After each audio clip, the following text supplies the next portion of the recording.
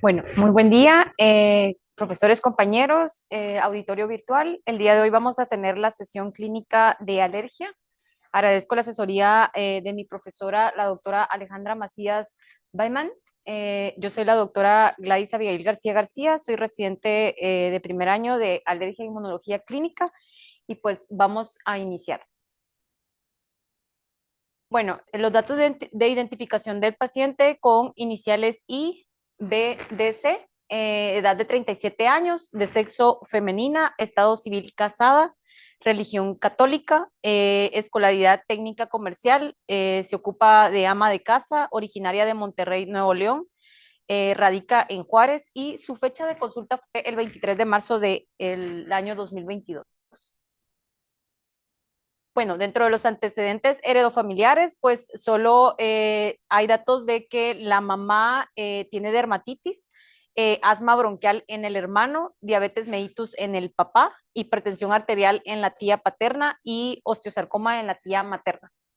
Dentro de los antecedentes personales patológicos, inmunizaciones comenta que está completo el esquema. Hay transfusiones negadas, niega fracturas, tabaquismo, alcoholismo, y ella refiere lo único que ella consume de medicamentos es albutamol en caso de crisis de asma. Ahorita comentaré cuándo fue que le hicieron el diagnóstico. Dentro de los antecedentes ginecobstétricos, pues menarquea a los 12 años, con ritmo regular, duración de 3 a 4 días, con inicio de vida sexual a los 18 años, con fecha de última menstruación el 1 de marzo del 2022 y con gestas 1, partos 1, ninguna cesárea y ningún aborto. Dentro de los antecedentes personales patológicos, pues ella refiere asma bronquial diagnosticada en 2016 sin ningún tratamiento como tal, solo en casos necesarios salbutamol. Su última crisis, ella refería que lo había tenido en diciembre del 2021. Niega antecedentes quirúrgicos, hospitalizaciones, únicamente una neumonía, la cual requirió tratamiento antibiótico con meropenem por 7 días. Y alérgicos, pues niega. Dentro de los antecedentes adicionales de interés, pues viven 5 personas, la casa donde habitan es propia, no hay mascotas, únicamente hay parques cerca de casa, no hay antecedente de que hayan fábricas cerca, la ropa de cama y las cortinas, la ropa de cama las cambian una vez por semana y las cortinas una vez por mes. No hay datos de que tenga alfombras y el colchón que ella usa pues tiene una duración de 5 años. Su motivo de consulta fue congestión nasal y estornudos. Y la historia era pues que 4 años previos a consultar había iniciado con síntomas de congestión nasal, con predominio nocturno, rinorrea y alina, pre y postnasal, hiperemia ocular, prurito ocular y lagrimeo. Ella refería que además presentaba síntomas de disgeusia, hiposmia y síntomas que interrumpían el sueño. E importante, ella aclaraba de que no utilizaba ningún antiinflamatorio esteroideo. Dentro del examen físico, pues signos vitales dentro del rango normal, con una frecuencia cardíaca en 78, frecuencia respiratoria en 16, temperatura 37 grados, una presión arterial dentro del rango normal es en 110-80. En los ojos únicamente se veía hiperemia leve, en los oídos membrana timpánica normal. En la rinoscopía, pues las fosas nasales había presencia de cornetes que estaban aumentados de tamaño bilateral y únicamente rinorrea y alina. En el tórax pues tenía muy buena entrada de aire, no había ruidos patológicos, la orofaringe únicamente había boca y mucosas estaban húmedas y en la piel no había datos de cerosis ni lesiones. Se le realizaron pruebas cutáneas, la cual pues, nos dio positivo a dermatofagoide farinae y seronisus. Y en la próxima consulta se le pide a la paciente una tomografía computarizada.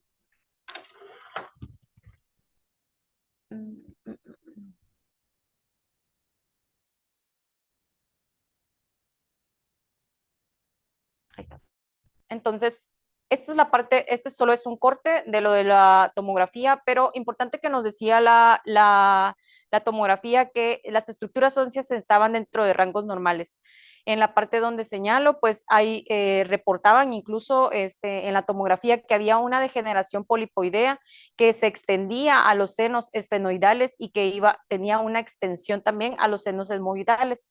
Ellos dentro de toda la clasificación o cómo describían en la tomografía, ellos describieron que los huesos propios y la espina nasal anterior, en esa parte de la punta de la nariz, pues había una desviación hacia la derecha y que además había una desviación a la derecha del tabique.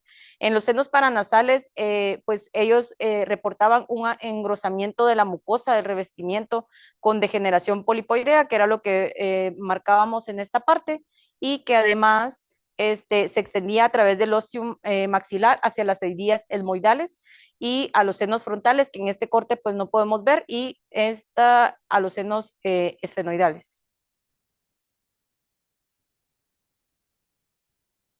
Ay, perdón.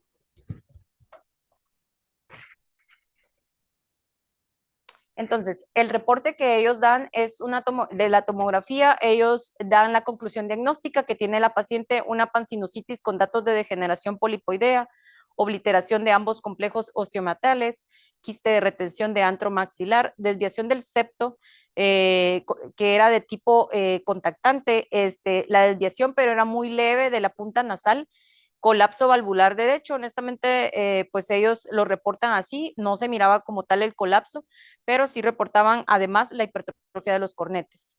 Se le da un diagnóstico a la paciente ya que tenía ya pruebas de alergia, pues ya le damos el diagnóstico de rinitis alérgica moderada grave persistente con rinosinusitis crónica y pólipos nasales, y en ese momento estaba el asma controlado.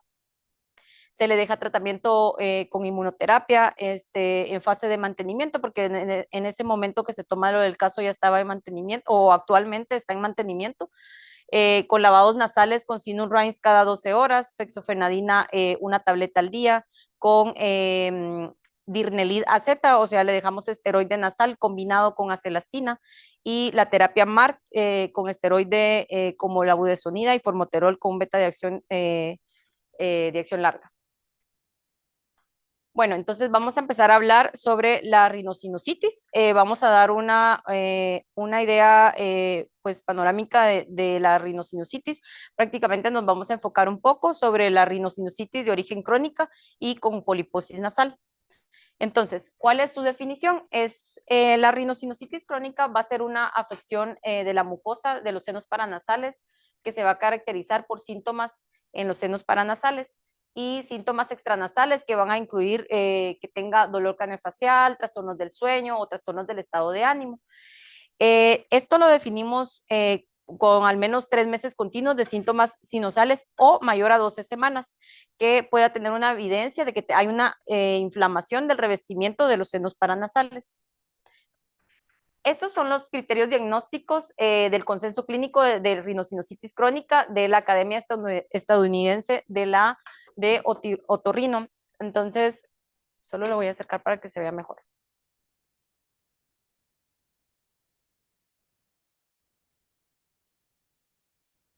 Ok, entonces, ellos lo clasifican, o ellos lo colocan de que debemos de tener criterios objetivos, y estos son los criterios objetivos que ellos, y que además podamos tener mínimo 3 meses continuos de 2 de los siguientes de estos síntomas.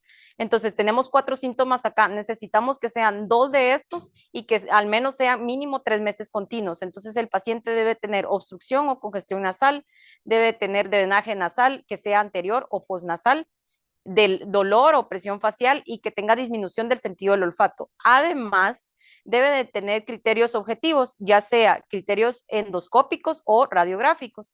Dentro de los criterios endoscópicos, pues puede tener pólipos nasales, drenaje mucopurulento del meato medio, o que pueda tener edema o obstrucción de la mucosa en la vía media. ¿Qué vamos a encontrar en la radiografía? Pues que pueda tener un engrosamiento o opacificación de la mucosa del complejo osteomatal o de los senos paranasales. Esos son los criterios que pues la Academia Estadounidense de Otorrino es quien pues los define. Entonces, ¿cuál es la epidemiología de la rinosinusitis crónica? Esto es epidemiología en general, sin poliposis nasal.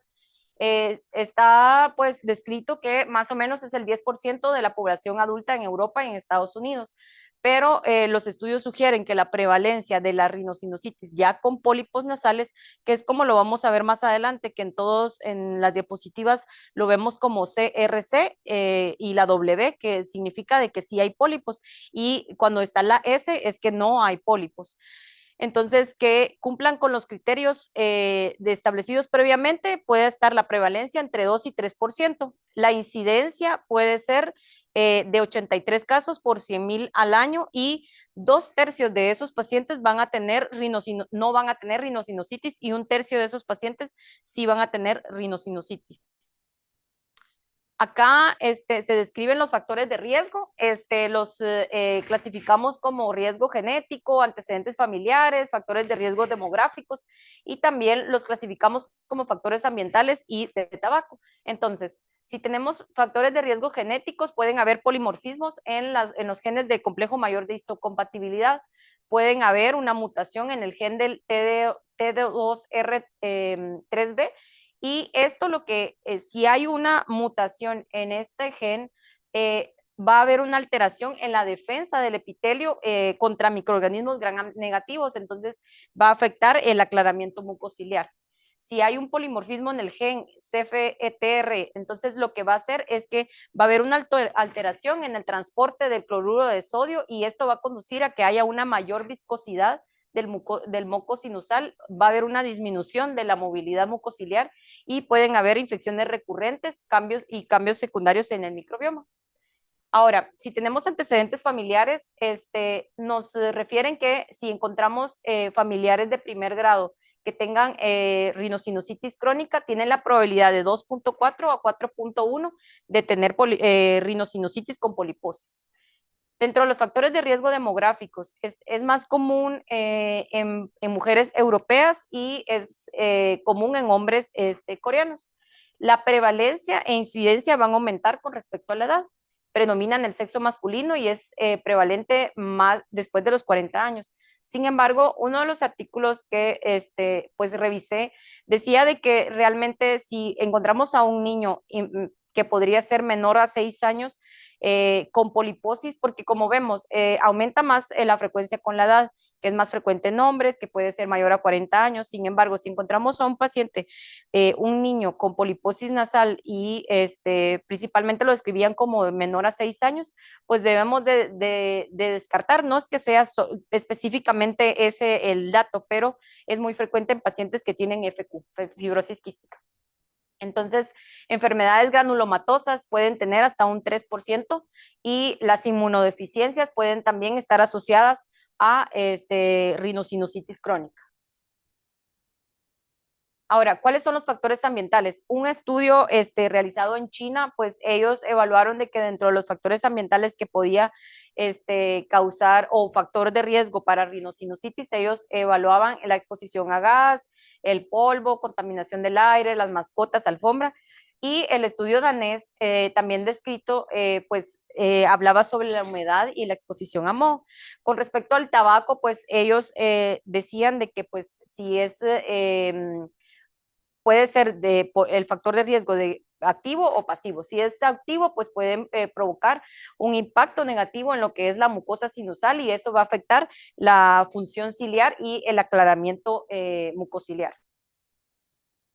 Bueno, y acá, esta es la clasificación de cómo vamos a clasificar la rinosinusitis. Bueno, y primero la vamos a clasificar como primaria y secundaria. Luego nos vamos a una distribución anatómica. Entonces, si tenemos, si ya la clasificamos como una rinosinusitis primaria, tenemos que identificar si es localizada o difusa. Si es localizada, unilateral, y si es difusa, bilateral. Ok, nos vamos al endotipo de la localizada. Puede ser tipo 2 o no tipo 2. Ejemplos de fenotipos de tipo 2. Entonces, vemos que perdón, sí, puede ser tipo 1 o tipo 2 o no tipo 2. En el no tipo 2 puede ser tipo 1 o tipo 3. Entonces, si tenemos el tipo, sí, el tipo 2 puede ser una rinosinusitis alérgica fúngica, pero si es no tipo 2 puede ser una sinusitis aislada. Ok, nos vamos a la difusa. Puede ser tipo 2 o no tipo 2. Recordando siempre que el tipo 2 puede ser tipo 1 o tipo 3.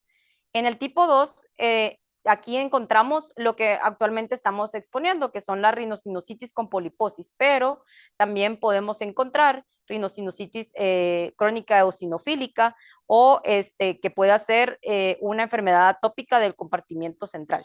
Ok, luego nos vamos a la no tipo 2, que puede ser tipo 1 o tipo 3, y esta puede ser una rinosinusitis crónica no eosinofílica. Luego, nos vamos a la secundaria. Podemos clasificarla igual en localizada, unilateral o difusa bilateral. Acá ya no la clasificamos en tipo 1 ni tipo 2, sino en la localizada, si está asociada, puede estar asociada a un tumor odontogénico de tipo fúngico, o si es difusa, pues puede ser de mecánico, inflamatorio o de inmunidad. Si es mecánico, puede ser por una discinesia ciliar primaria, puede ser un ejemplo, o, por ejemplo, si es inflamatoria, puede ser una granulomatosis con poliangitis, o inmunitaria, pues si ya estamos considerando que puede ser una inmunodeficiencia.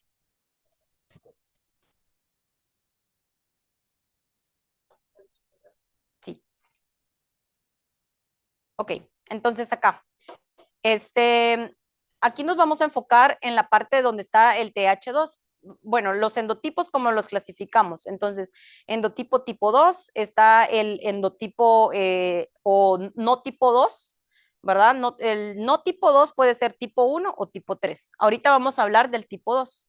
Entonces, el tipo 2 es una inflamación tipo 2 que va a ser difícil de tratar. Lo que va a estar, las células clave en este tipo 2 van a ser las células TH2 auxiliares y van a ser también lo que son las células linfoides innatas tipo 2, que esto lo que van a producir son interleucinas, tanto 4, 5 como 13. Entonces, esta interleucina, en realidad, la interleucina 13 es la que más se va a asociar a YES, esta proteína YES, también denominada YAP, que lo que hace es de que aquí lo describían que estaba en el hipotálamo, en la vía del hipotálamo, y que esto podía inducir una hiperplasia de las células caliciformes y de la remodelación de los tejidos. Sin embargo, está descrito que esta proteína YES puede estar aumentada también en células mamarias o hepáticas y que pues, nos puede indicar siempre de que hay hiperplasia. Los IgE y los eosinófilos, bueno, y esta síntesis alterada de lo que son la IgE y los eosinófilos en la rinosinusitis tipo 2, lo que resulta va a estar en un estado proinflamatorio y esto por eso se va a dar de que sea similar al asma grave.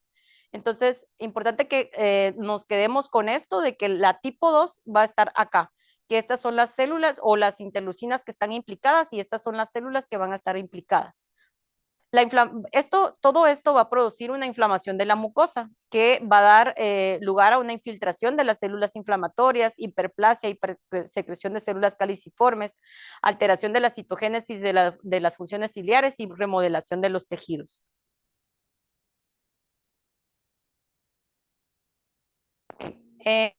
Seguimos.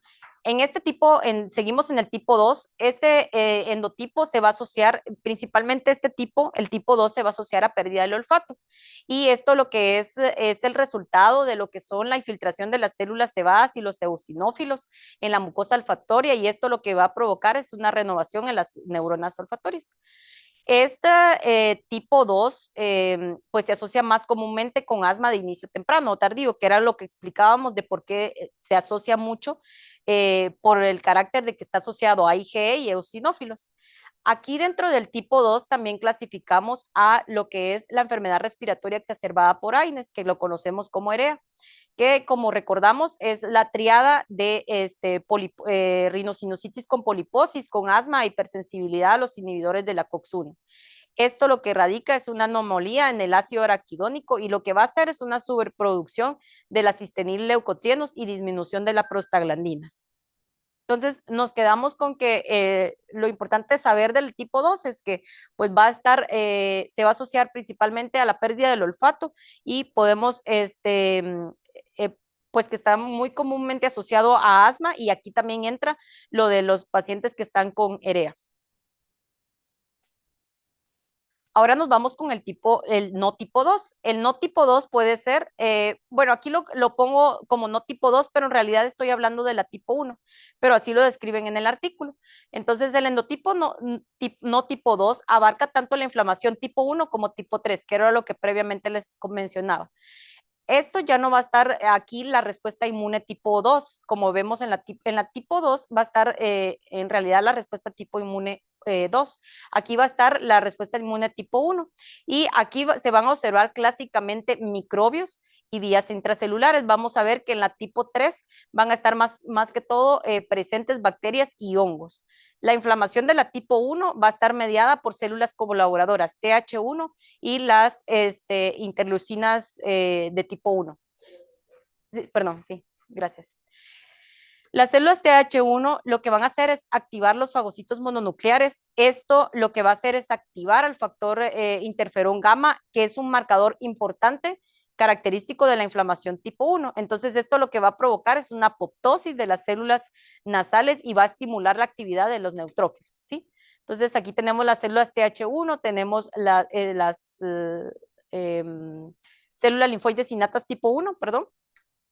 Y bueno, en los pólipos nasales no eosinófilos, el factor 1 alfa inducido por hipoxia va a inducir la expresión del inflosoma en los macrófagos, lo que va a perpetuar aún más la inflamación de las vías respiratorias. Y ahora nos vamos con el tipo 3.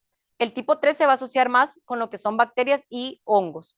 Se activan las células epiteliales para producir osteopontina y esta osteopontina va a ser como bastante importante en este tipo 3 porque va a estimular a las células dendríticas estas y va a inducir la diferenciación de TH17 que produce las interleucinas 17, 22 y 23 y este conjunto lo que va a hacer es que va a provocar una inflamación y se va a asociar a una secreción nasal purulenta.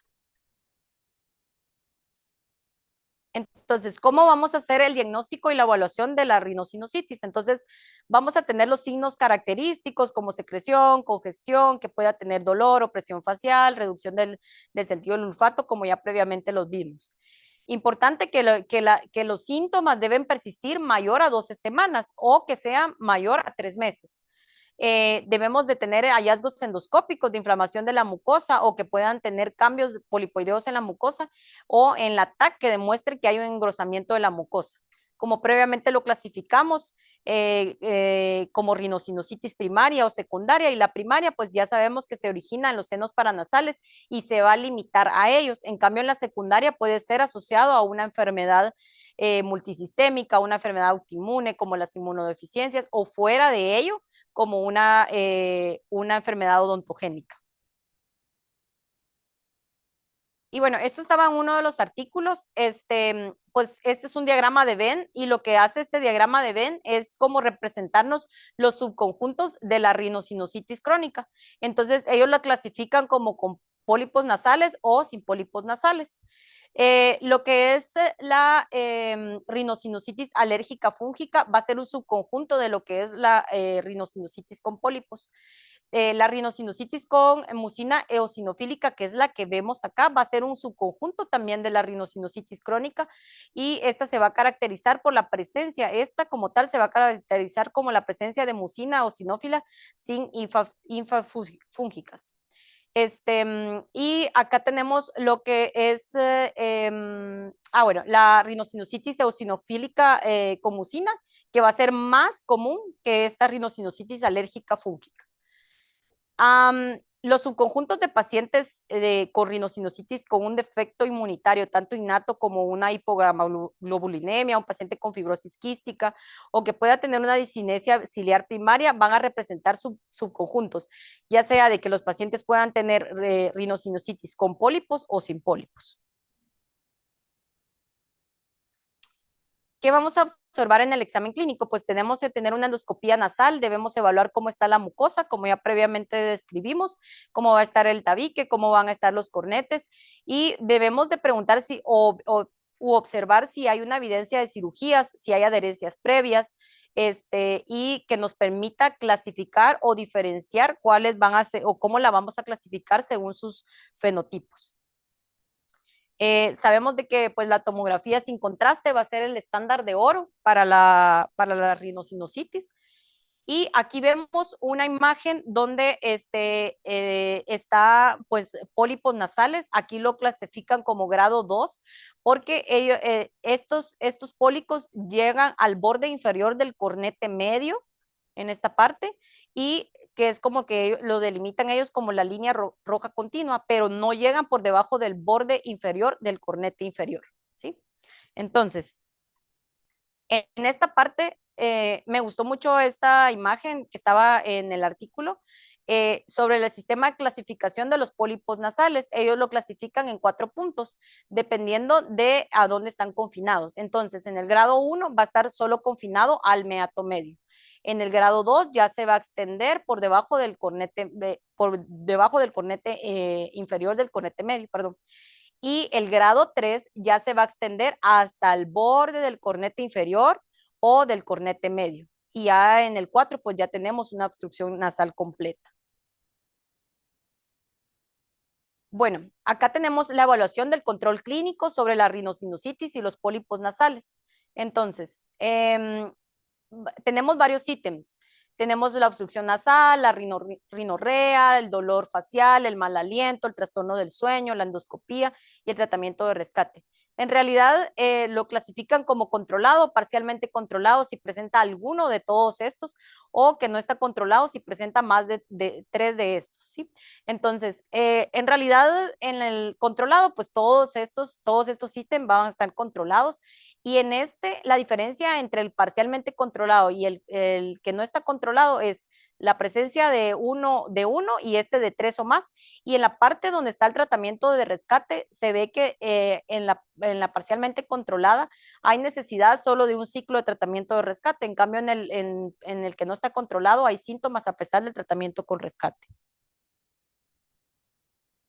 No se ve muy bien esta parte, lo voy a poner un poco de zoom, pero solo era porque como era un poco más enfoque de pues la rinosinusitis con poliposis crónica, ¿verdad? Con poliposis, pero aquí solo un algoritmo rápido de cómo la vamos a clasificar. Entonces tenemos síntomas cardinales, de la descarga, la obstrucción, la sensación o la plenitud facial. El paciente puede tener fiebre o tos, hiposmia o anosmia o puede tener sensación de presión. Entonces hacemos el diagnóstico. ¿Sí? Podemos hacerle pruebas complementarias, la rinoscopía, endoscopía o tomografía. La clasificamos aguda menor a 3 semanas, subaguda entre 3 y 12 semanas y crónica mayor a 12 semanas. La clasificamos si es viral o bacteriana y en base a eso damos tratamiento y la crónica pues es lo que actualmente estamos viendo.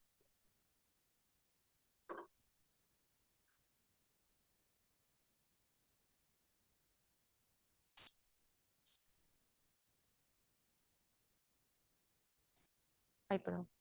Ahí está. Bueno, entonces, estos son los algoritmos que aparecen en la Academia Europea de Rinología. Y bueno, esta es una vía de atención para la rinosinusitis aguda. Les voy a hablar posterior la vía de atención para la rinosinusitis crónica. Entonces, vamos a empezar.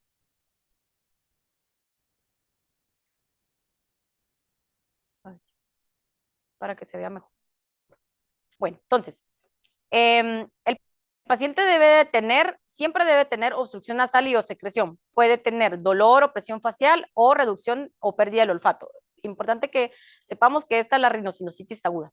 Luego nos vamos a comprobar si este paciente tiene rinosinusitis crónica y con 3 o más de los siguientes criterios. Entonces puede tener fiebre mayor a 38 grados, enfermedad unilateral, dolor severo, o que la PCR o la velocidad de eritrosedimentación pueda estar elevado.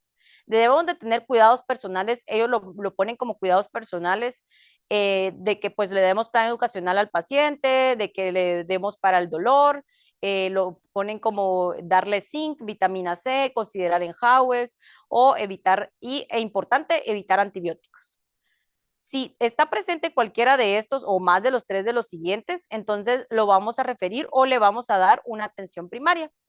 ¿Cuál es la atención primaria? Entonces, debemos comprobar si existe más de los tres de los siguientes criterios.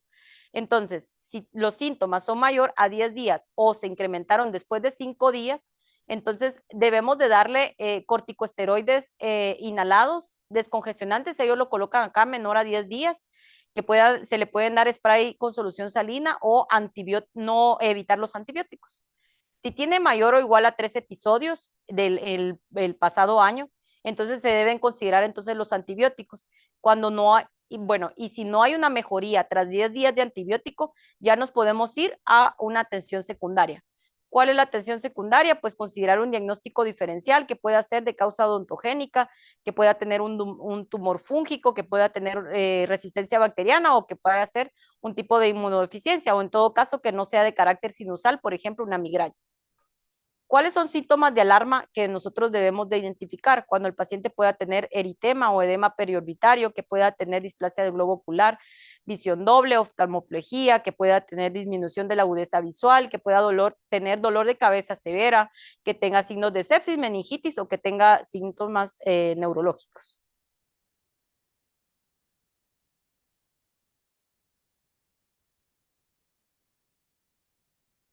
Ay. Ok, entonces aquí nos vamos con la rinosinusitis crónica. Entonces, autocuidado siempre, que debe de tener ya sea obstrucción nasal o secreción, dolor o presión facial. ¿Manda? Ah, ahí está. Bueno, entonces, dolor o presión facial que pueda tener pérdida del olfato. Importante ver acá que aquí ya lo clasifican mayor a 12 semanas, que es como clasificamos ya la crónica. Cuidados personales, que fue como ya mencionamos. Y si el paciente no mejora después de 6 a 12 semanas, debemos de darle una atención primaria.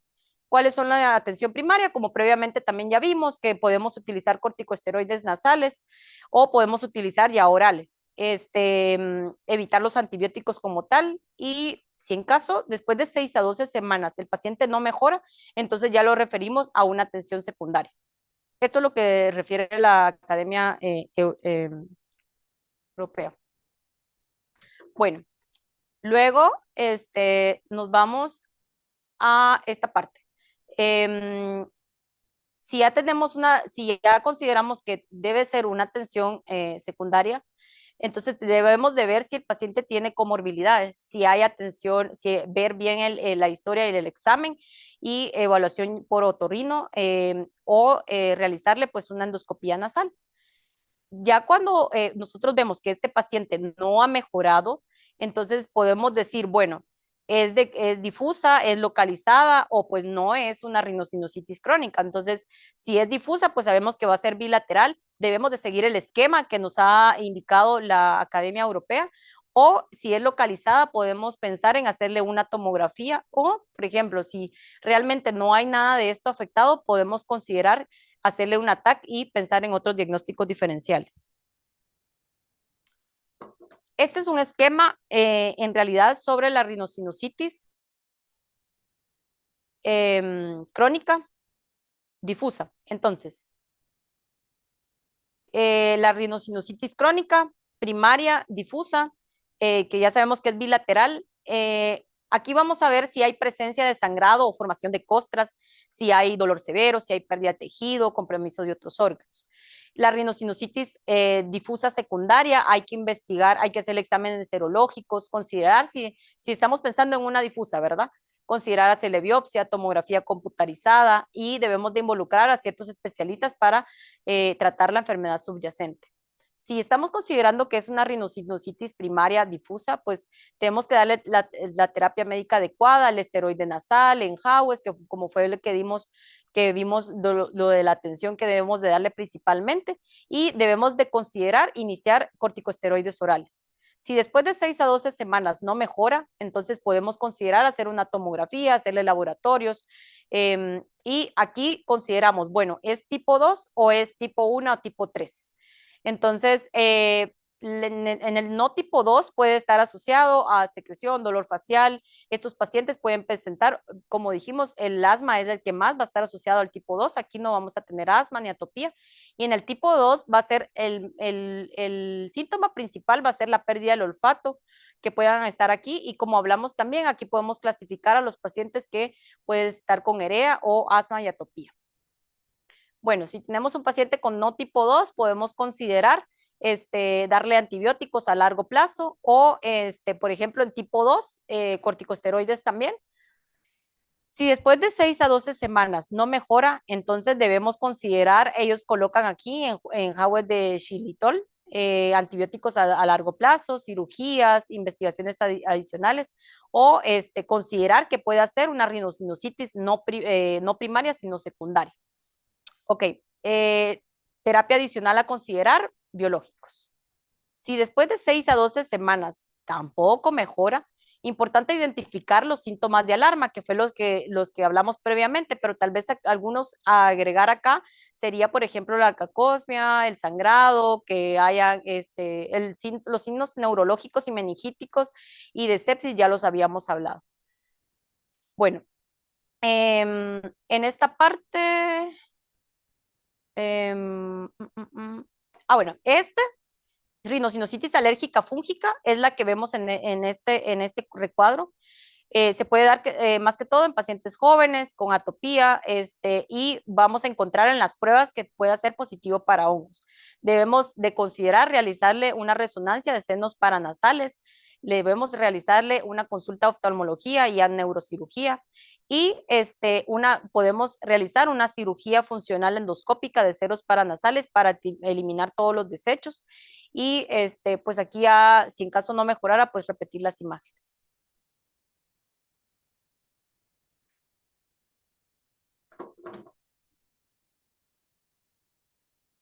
Bueno, y esto solo brevemente la comparación de los estudios complementarios, tal vez solo importante ver de que pues la tomografía es la que mejor sensibilidad tiene, aunque su grado de incomodidad lo refieren ahí como mínimo, pero pues tiene su alta exposición a la radiación. Este es un estudio, pues lo que vemos acá lo marcamos porque es lo que el paciente, pues nuestro paciente que discutimos lo presenta. Pero este estudio lo que examinó fue el impacto de lo que era la rinitis de sensibilización local que lo vamos a describir como LAR, y la rinitis alérgica de sensibilización dual. Entonces, ellos investigaron los endotipos inducidas por dermatofagoides que representaban factores de riesgo para desarrollar rinosinusitis y si la hipersensibilidad dermatofagoide era un factor predictivo independiente para el desarrollo de la rinosinusitis. Entonces, los resultados, el desarrollo de la rinosinusitis, evaluaron el desarrollo de la rinosinusitis crónica con poliposis con 15 años de seguimiento, evaluaron 194 pacientes, identificaron 194 pacientes que desarrollaron rinosinusitis crónica con tasas más altas de rinosinusitis de sensibilización local y de dual que solamente rinitis alérgica. El desarrollo de asma y de inicio en adultos, tanto para la sensibilización local como para la dual, era de 7.5 y 10.6 de los pacientes que desarrollaron asma de inicio en los adultos vinculados a la rinosinusitis con poliposis. Evaluaron también la hipersensibilidad retardada al dermatofagoide con un total de pacientes de 858 con rinitis que tuvieron hipersensibilidad. ¿Cuáles fueron las conclusiones? Pues los factores de riesgo para rinosinusitis, los endotipos de rinitis alérgica inducida por dermatofagoides representaron factores de riesgo para desarrollar rinosinusitis crónica con poliposis. Los pacientes con rinitis alérgica de sensibilización local y los que tienen dual están más en riesgo de presentar que aquellos solo con rinitis alérgica. Entonces, la asociación con asma de inicio en adultos, recuerdan de que comenté que 4 años previos a la consulta de la paciente en el 2022 se le había hecho el diagnóstico de asma de mi paciente comentada previamente. Entonces, la progresión hasta esta rinosinusitis se asocia con el desarrollo de asma de inicio de adultos. Y la hipersensibilidad retardada dermatofagoide es un factor predictivo independientemente para rinosinositis crónica con poliposis. Entonces, ¿qué nos recomienda la Academia Europea para indicación de un biológico? En realidad, ellos comentan de que debe tener 3 de estos criterios que son requeridos para decir si le voy a dar un biológico. Entonces, debemos de tener evidencia de inflamación tipo 2, que tenga eosinófilos de 10 por campo o eosinófilos en sangre mayor o igual a 200 unidades internacionales o una IgE que pueda estar mayor o igual a 100 unidades por ml, que no tenga necesidad de corticosteroides sistémicos o que tenga necesidad de corticosteroides sistémicos o contraindicación, que lleve 2 cursos por año de estos corticosteroides o que lleve un plazo ya de 3 meses en dosis bajas. La calidad de vida que esté deteriorada, ellos lo clasifican, el SNOT es como una forma de evaluar la calidad de vida, y ellos lo clasifican que si está mayor a igual a 40, pues es un criterio. La pérdida del olfato con una prueba de anosmia del olfato y que tenga diagnóstico de asma comórbida. Entonces, pongo aquí los check, que mi paciente lo que tenía era una calidad pues deteriorada, no definitivamente, pero pues ya lo aplicaba, solo que no se le calculó el SNOT y el diagnóstico de asma comórbida. Esto es lo mismo, pues solo aclarando, ¿verdad? De que la Academia Europea, pues esto, la última actualización es 2020 y en el 2021 en este artículo, pues también lo clasifican. Es lo mismo, la evidencia de la inflamación tipo 2, la necesidad de los corticosteroides, el asma, la pérdida del olfato y el deterioro de la calidad de vida. Y que debe tener al menos 3 criterios. Este es otro artículo, fue publicado en el 2021, agrega otras cosas, agrega, por ejemplo, pacientes con enfermedades graves o refractarias, que tenga más de 3 meses de uso de corticosteroides, ya que ya pueden considerar un biológico. Los pacientes que requieren corticosteroides sistémicos repetidos con un subconjunto de pólipos que van a merecer la consideración de un agente, y se va a recomendar en pacientes con enfermedad grave que van a fracasar a la terapia médica. 50% de esos pacientes con rinosinusitis crónica van a tener antecedentes de una cirugía nasosinusal. La tasa de recurrencia, a pesar de que estos pacientes se les realice la cirugía, va a ser entre 40 y 60%. O puede también considerarse un biológico en pacientes que desean evitar la cirugía o que no son posibles elegibles para la cirugía.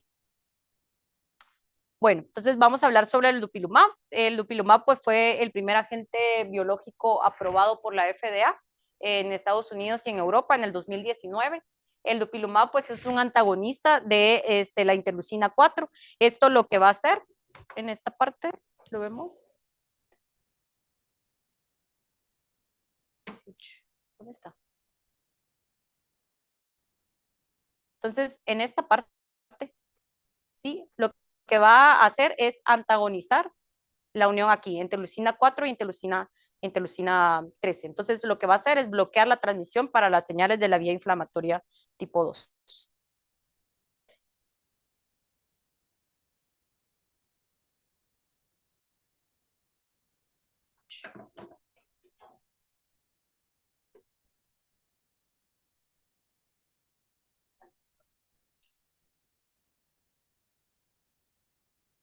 Ahí está. Sí. Ok, este estudio, publicado en el 2021, evaluó 2 estudios de controlado con placebo, denominado Liberty NP Sinus 24 y el Liberty NP Sinus 52.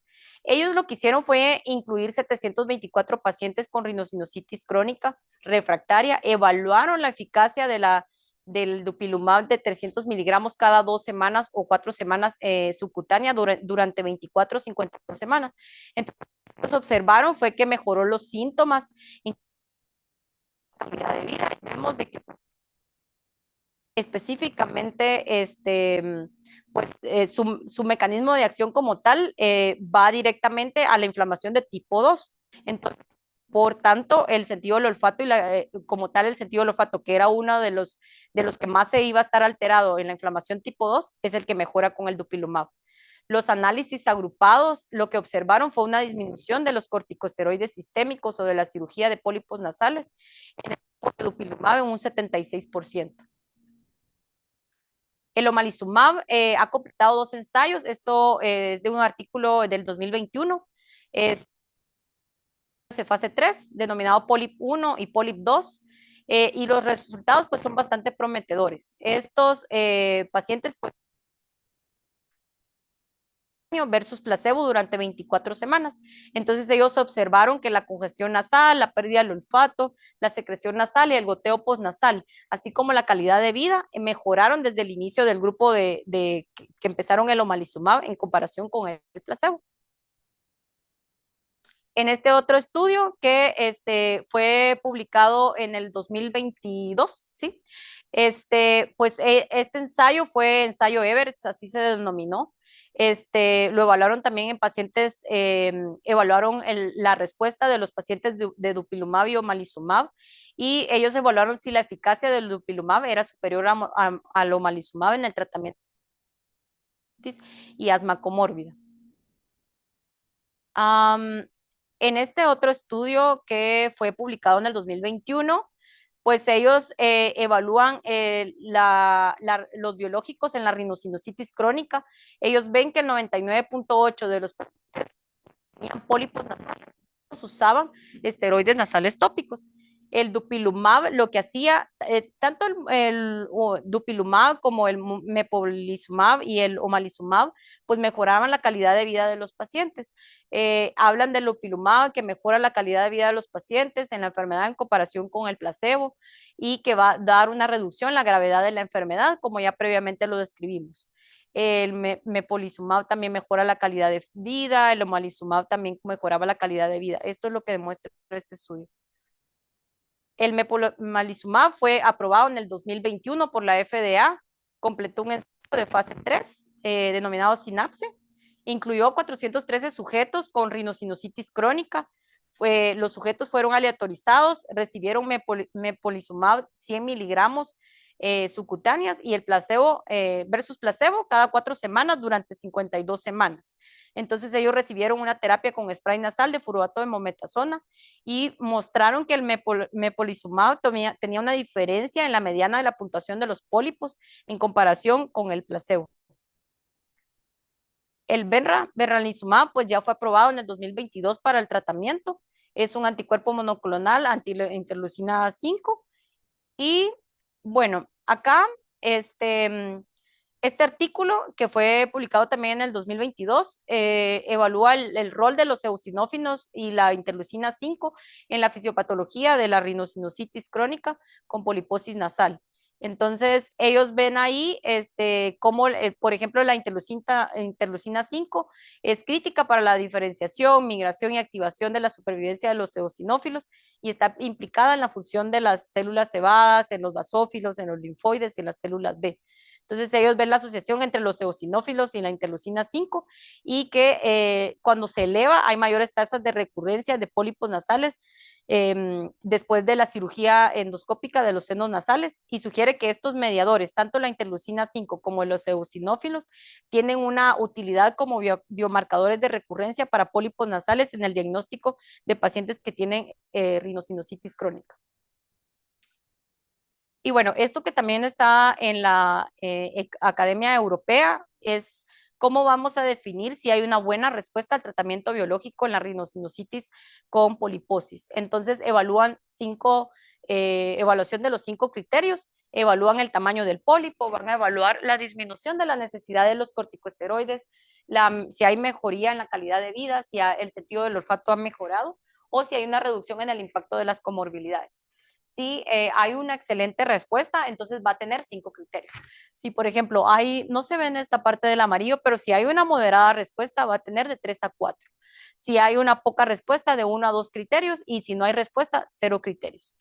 Debemos evaluar al paciente después de 16 semanas y se debe descontinuar el tratamiento si no hay respuesta en alguno de los criterios y evaluar al paciente después de 1 año, 16 semanas y luego 1 año. ¿Cuáles van a ser los planes para nuestra paciente? Entonces, comentado previamente, continuar con su esquema de inmunoterapia y de acuerdo a su evolución, en caso de empeorar, se considerará el uso de un agente biológico. Bueno, la rinosinusitis, pues como conclusión, es una enfermedad crónica predominantemente mediada por tipo 2, con una carga clínica y económica. En realidad, estos pacientes, pues, van a tener un alto índice, o sea, van a necesitar, o que todos estos pacientes pueden tener una necesidad alta de corticosteroides y pueden tener antecedentes sinusales, pueden tener una enfermedad mucho más grave y una enfermedad con síntomas asociados, y esto pues va a ser una población difícil de tratar. La introducción de terapias biológicas en el paradigma de tratamiento debería conducir a mejoras en la calidad de vida de estos pacientes y debemos de comprender cuáles son sus fenotipos, cuáles son sus endotipos, cuáles son los factores de riesgo que puedan ayudar a tratar al paciente de una forma más óptima del proceso de la enfermedad de cada paciente y así mejorar el pronóstico y el diagnóstico del paciente. Pues sin antes finalizar, pues voy a pues invitarlos a los highlights de alergia e inmunología clínica, la cual va a ser realizada el 28 y 29 de septiembre. Y pues muchas gracias.